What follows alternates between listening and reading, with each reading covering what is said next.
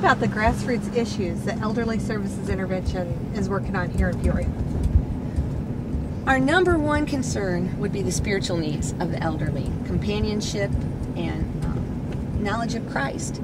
But then, of course, we're concerned about the healthcare affordability, access to resources, matching resources with needs, nutritional status, providing food, clothing, and shelter needs.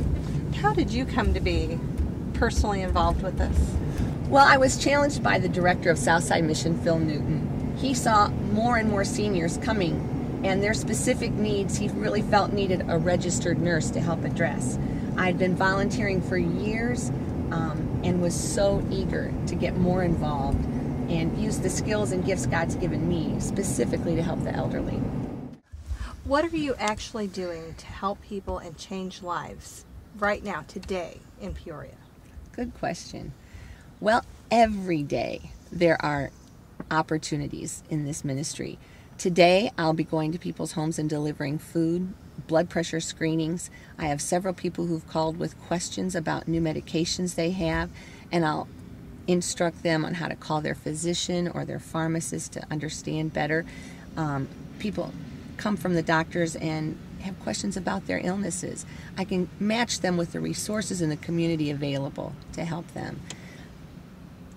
We have Bible studies. Doors are opening at senior high-rises down here on the south end. We have 2 Bible studies that have begun. I will be going today to the hospital. There's a senior, unfortunately, she has 4 children, and she hasn't even called to let them know she's in the hospital because she's not in touch with any of them. So we'll be going to visit and encourage a woman who has had 2 strokes in the last 2 days. I have a woman I visited yesterday, and when I went to her home, there were no sheets on her bed. So our Southside Mission Benevolent store had sheets available, so I'm going to just drop those off at her house today. She didn't ask for them, but God let us know the need and that He's able to provide. So it's a busy day, but every day is like that. God provides opportunity, and He meets those needs, and He just puts us where He wants us to be. Robin, what are your biggest challenges in your Elderly Services Intervention?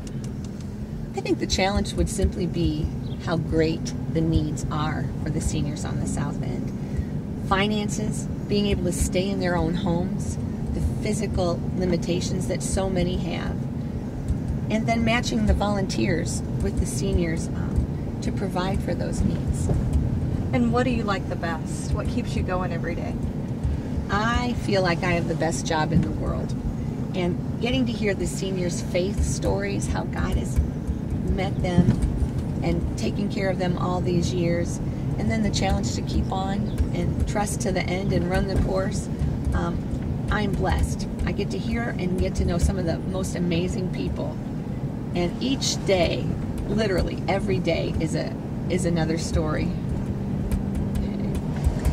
So what could folks do here in Peoria and outside Peoria to support your ministry? Volunteer.